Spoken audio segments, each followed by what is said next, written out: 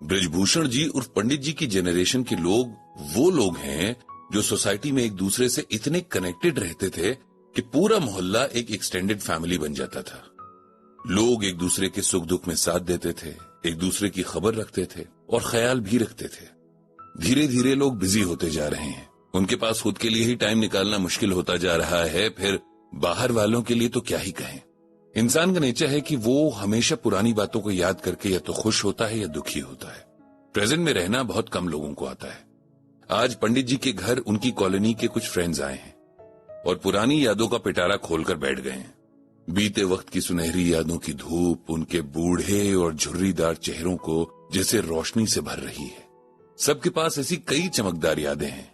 कैसे वे लोग शादी ब्याह में एक दूसरे का हाथ बटाया करते थे, कैसे मोहल्ले की बेटियां सबकी साझी बेटियां होती थीं, सबके सुख दुख साझे होते थे। कोई बीमार पड़ता था तो लोग रात रात भर बैठे रहते, बीमार का मन बहलाते, अपने अपने नुस्खे बताते। लेडीज की अपनी मंडली होती जहां हर वक्त कुछ सीखने सिखाने का काम चल रहा होता। किसी के घर कोई अच्छी चीज बने और कम से कम 4 घरों में ना बटे, ऐसा होता ही नहीं था। एक के घर मेहमान आ जाए तो पूरा मोहल्ला खुश हो जाता था, जैसे उनके घर कोई आया हो। हर कोई मिलने आता, खाने पर बुलाता। अब तो बच्चों के पास एक ही घर में रहते हुए अपने ही माँ बाप से मिलने तक का वक्त नहीं, और छोटे बच्चों के माँ बाप के पास बच्चों की जिंदगी में क्या चल रहा है ये जानने की फुर्सत नहीं। पंडित जी सबकी बातें सुन रहे हैं। इस वक्त वे कुछ भी कहकर इन लोगों के वे हसीन लम्हे नहीं छीनना चाहते, जो यादों के जरिए ही सही इनके पास लौट आए हैं। वरना पंडित जी का मन तो ये कहने का था कि बदलाव की ये शिकायत हर जनरेशन को अपनी अगली जनरेशन से होती ही रहती है, और हर जनरेशन को अपना बीता हुआ वक्त ही सबसे अच्छा लगता है। बातों बातों में उमेश जी की बेटी की शादी की यादें भी ताजा हो गईं। वैसे तो इस बात को 15 साल हो चुके हैं, लेकिन सबको ऐसा लगता है जैसे कल की ही बात हो। वो शादी वैसे भी पूरी कॉलोनी में सबको याद है।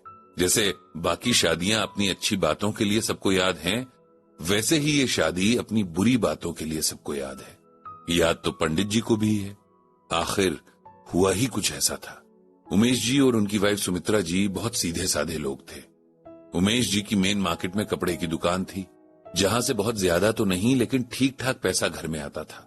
उनकी 3 बेटियां और 1 बेटा था। 2 बेटियों की शादी वे करवा चुके थे। अब तीसरी बेटी अनीता के लिए रिश्ता तलाशा जा रहा था। अनीता ने अपनी ग्रेजुएशन पूरी कर ली थी और आजकल सिलाई में कोई डिप्लोमा कर रही थी।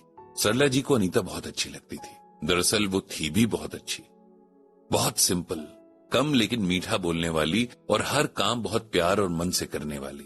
उमेश जी भी अनीता को बहुत मानते थे और चाहते थे कि जैसी अच्छी उनकी बेटी है वैसा ही लड़का और परिवार भी उसे मिल जाए। उन दिनों मैट्रिमोनियल साइट्स वगैरह इतने चलन में नहीं थे। रिश्ते एक दूसरे के जरिए ही ढूंढे जाते थे। लोग एक दूसरे पर यकीन भी करते थे। उमेश जी ने भी कई पहचान वाले लोगों से कह रखा था कि अगर कहीं उनकी बेटी के लिए कोई अच्छा रिश्ता हो तो नजर में रखें। कुछ रिश्ते आए भी लेकिन कहीं बात नहीं बन रही थी। फिर एक दिन किसी जान पहचान वाले के जरिए ही दीपक का रिश्ता आया।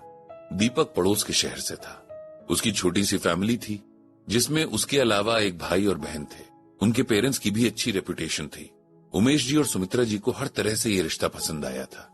दीपक प्राइवेट जॉब में था, लेकिन उन दिनों लड़के की अर्निंग से ज्यादा उसकी फैमिली और रेपुटेशन देखी जाती थी। इसीलिए थोड़ा सोच विचार करके उमेश जी ने इस रिश्ते के लिए हाँ कर दी थी।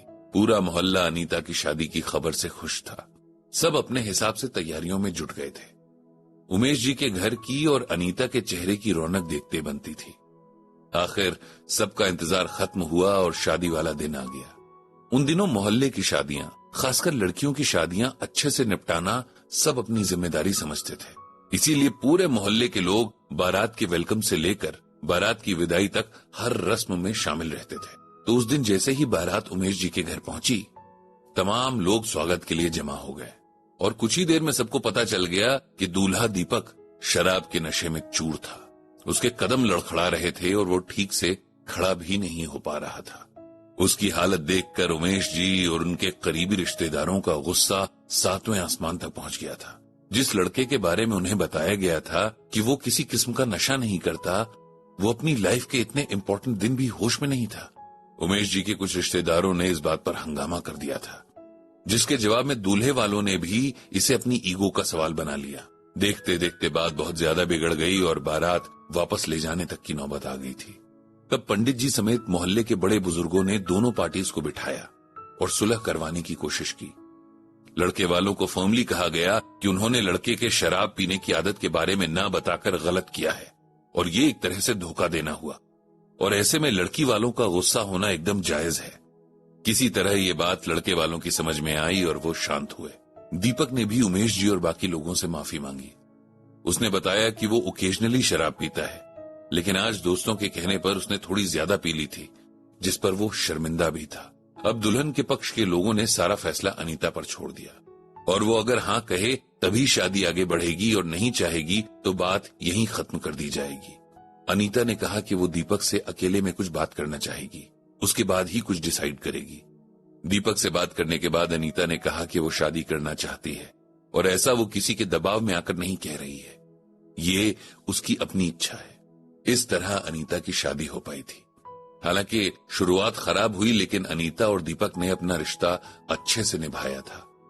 दीपक ने उसके बाद कभी शराब को हाथ तक नहीं लगाया और अनीता की समझदारी और अच्छे नेचर की वजह से उसके ससुराल वाले सारी कड़वाहट भूलकर उसके साथ बहुत प्यार से पेश आने लगे। इन सब बातों को पंडित जी याद ही कर रहे थे कि उन्हें श्रीमद् भागवत गीता में भगवान श्री कृष्ण की कही एक बात याद आ गई।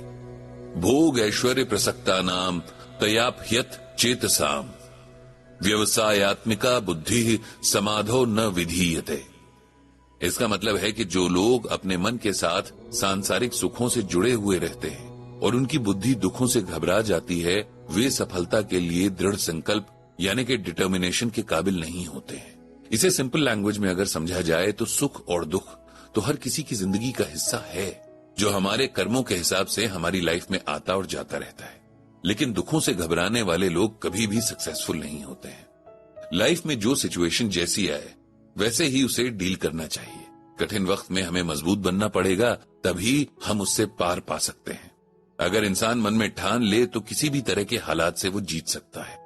जिस तरह अनीता ने सिचुएशन से भागने की बजाय दीपक पर भरोसा करना सही समझा और दीपक की स्ट्रॉन्ग विल पावर ने अनीता के इस भरोसे को कायम भी रखा। पंडित जी ने भगवान श्री कृष्ण से सबको ऐसी ही सद्बुद्धि देने की प्रार्थना की। बड़ी पुरानी कहावत